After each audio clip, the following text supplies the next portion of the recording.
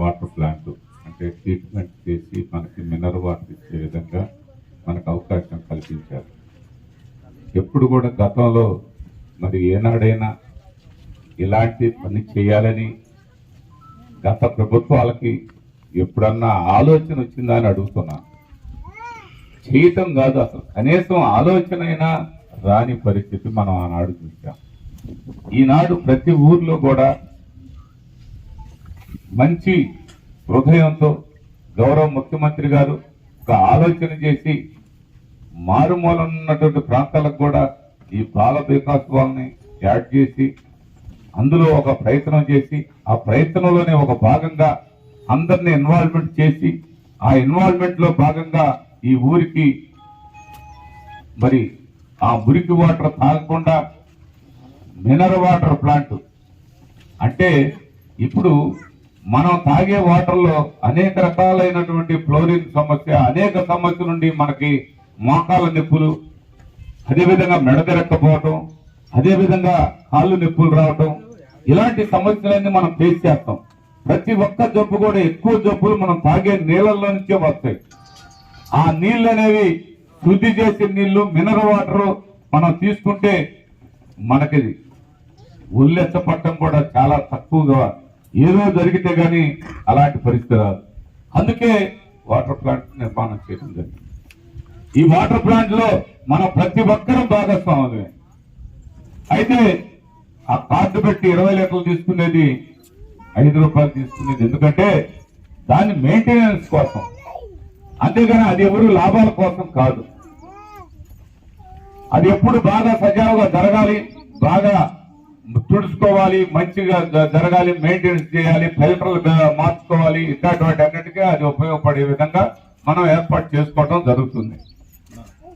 ఇలాంటి మరి అవకాశాలు కల్పించిన ప్రభుత్వం మన ప్రభుత్వ అన్ని విధాల ప్రతి గ్రామంలో కూడా ఆ గ్రామ ఆరోగ్య సమస్యని పూర్తి స్థాయిలో పరిగణలోకి తీసుకొని ఆరోగ్యలో ఒక భాగంగా జగనన్న సురక్ష కార్యక్రమంలో కూడా టాబ్లెట్స్ దగ్గర నుంచి గౌరవ ముఖ్యమంత్రి గారు ప్రతి మారుమూలన్న గ్రామానికి కూడా ఫ్యామిలీ కాన్సెప్ట్ తో అవకాశం కల్పిస్తా ఉన్నాడు. మరి ఏనాడైనా వచ్చిందా? ఏనాడైనా మూలనున్న పెద్ద కూడా బ్యాంకులకు అకౌంట్లు ఓపెన్ చేసి ఆ అకౌంట్ లో నేరుగా అమ్మఒడి, ఆసరా, మరి చేయూత అంటే 18,750, వసతి దీవెన, విద్యా దీవెన, చిన్న ఆఫ్ ఎకరం ఉన్న వాళ్ళకు కూడా 13,500 రైతు భరోసా, అదే మాదిరిగా ప్రతి ఒక్క కుటుంబానికి మేలు జరగాలని, వాళ్ళ బిడ్డలు బాగా చదువుకోవాలని, వాళ్ళ బిడ్డలకి మంచి భవిష్యత్తు ఉండాలని, వాళ్ళ బిడ్డలు బాగా ఎదిగితే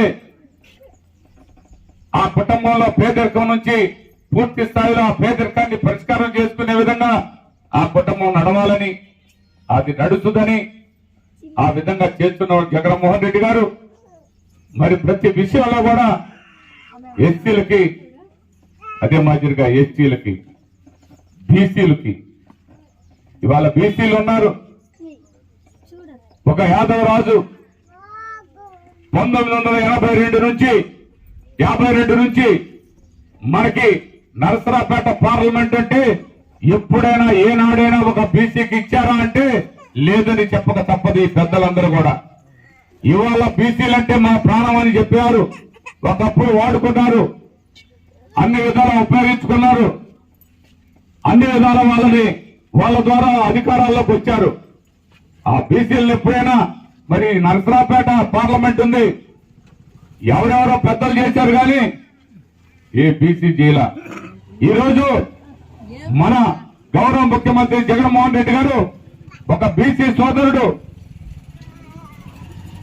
అనిల్ కుమార్ యాదవ్ ఇవాళ నరసరాపేట పార్లమెంట్ కి ఇచ్చి ఆ అనిల్ కుమార్ యాదవ్ ని మంత్రి చేశాడు, ఎమ్మెల్యేలు 2 సార్లు చేశాడు, 3వసారి నరసరాపేటలో రాజమోహన్ రెడ్డి ఇంకా పెద్ద వాళ్ళందరూ చేశారు.